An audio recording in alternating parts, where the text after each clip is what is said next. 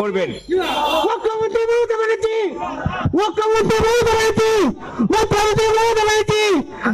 মমতা ব্যানার্জি লড়ছে, আপনাদের প্রকৃত বন্ধু মমতা বন্দ্যোপাধ্যায়। ভাড় ভেঙে দিবে, আপনার ভাড়ে কি আছে? আমি কালকে দেখিয়ে দিলাম তো ভাঁড় আমার ভাঙা।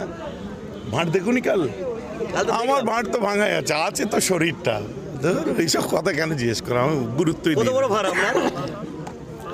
ভাঁড়টা কি? ভাড় কি বহু বড় ভাড় নাকি?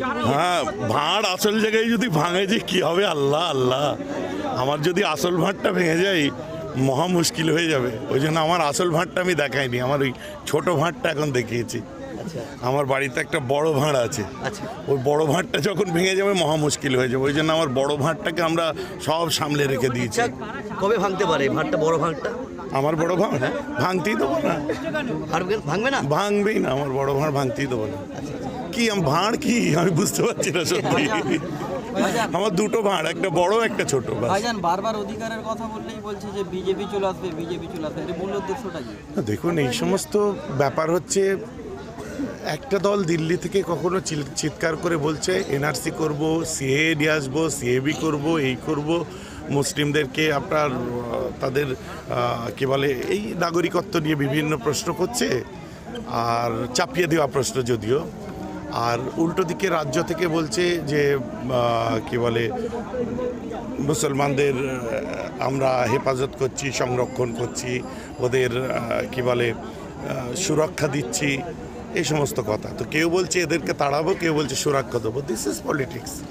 তাই তো আমি বলেছিলাম যে আমাদের হিন্দু মুসলিম সবাইকে একটা গ্রামে ঢুকিয়ে দিন, দেওয়ার পরে বড় গেট লাগিয়ে দিন, আর 1 বছর কোনো লিডারকে ঢুকতে দেবো না, কারো বক্তব্য শুনবো না। আমরা যদি একটাও দ্বন্দ্ব করি, একটাও মারামারি করি, তারপরে আপনারা বলবেন যে হ্যাঁ আমরা মানে আপনার কি বলে সংরক্ষিত রাখছি, বা আপনার এই সমস্ত কথাবার্তা ইস্যুসগুলো যারা বলছে যেগুলো, সেগুলো আসে। আসলে ব্যাপার সেখানে নয়, ব্যাপার হচ্ছে অধিকারের কথা বলতে গেলেই বিজেপি এসে যাবে, এটা যেমন একটা জুজুর ভয়, তেমন বিজেপি আসার সমস্ত রাস্তা কিন্তু খুলে দেওয়া হয়েছে। মানে এক এক করে সব আমাদের ভোট নিচ্ছে, যে বিজেপিতে যে জয়েন্ট করছে, ঠিক আছে। এখন আমার মতে বলে মুসলিমরা অধিকারের কথা বললে বিজেপি আসবে, এটা সঠিক কথা মনে হয় এখন আর নয়। এখন বরং বিজেপি যাতে না আসে তার জন্য যে দলটা ভেঙে চুরমার হয়ে যাচ্ছে, সেই দলটার উপর সমস্ত মানুষ ভরসা যেন করতে পারে, সেই চেষ্টাটা বর্তমান শাসক দল করুক, যাতে আর না খণ্ড খণ্ড হয়ে যায়। ভাইজান আজকে সুফি ফাতালি ওয়াইসি রহমতুল্লাহের ইসালে হবে, ওখানে কোনো এক বক্তা উঠে জলসার স্টেজে বলছে যে মমতা ব্যানার্জি জিন্দাবাদ। তো তাই? আপনি এটার বিষয়ে কি বলছেন? তাই নাকি? জি, আমি ব্যাপারটা শুনিনি তো।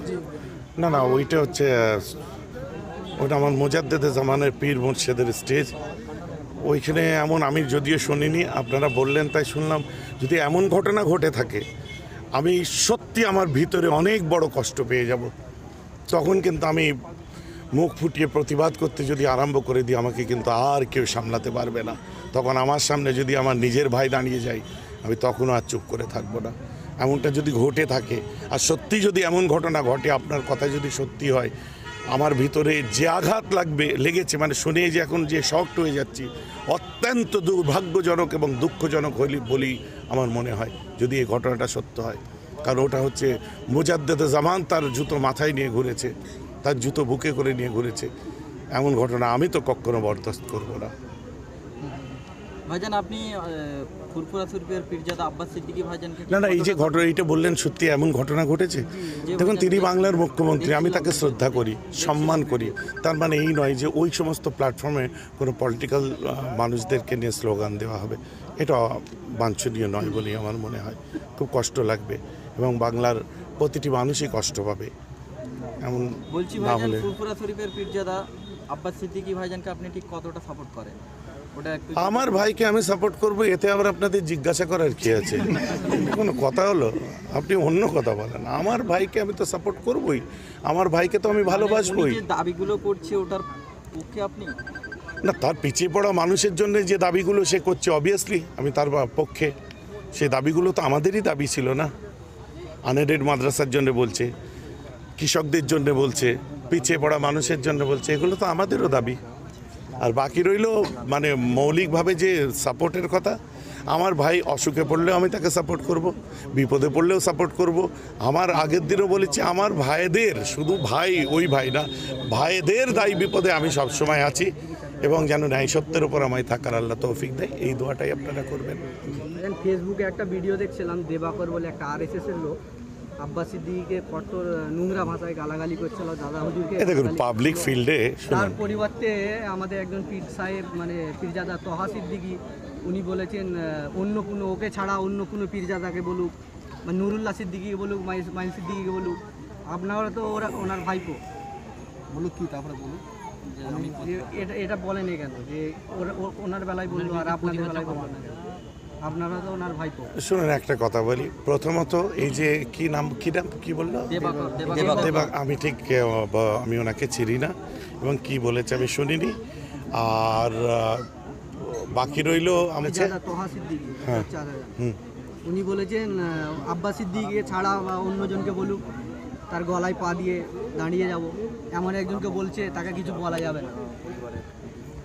এই বিষয়ে আপনি কি বলবেন? সব থেকে বড় কথা হচ্ছে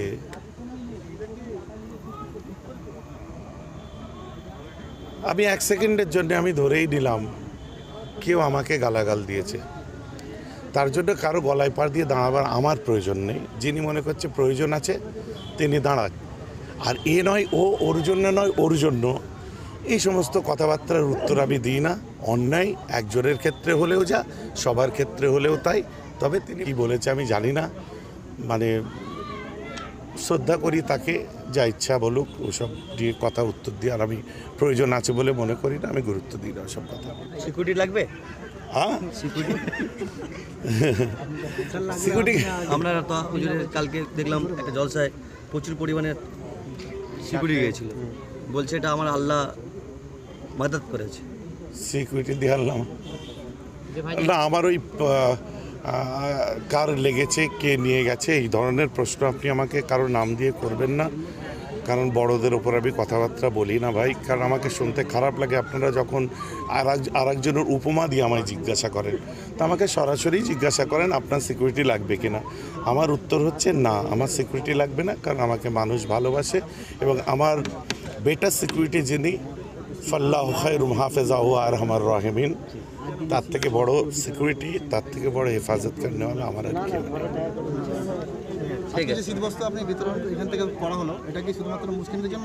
নেই। জাতি ধর্ম বর্ণ শ্রেণী গোষ্ঠী ভাষা সম্প্রদায় আর কিছু বলবো, সবার জন্য হলো এটা।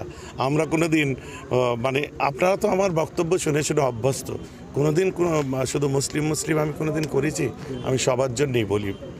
এবং তেমনই এই বস্ত্র আজকে আমার সমস্ত জাতির মানুষেরা প্রত্যেকের কাছেই পৌঁছাবে।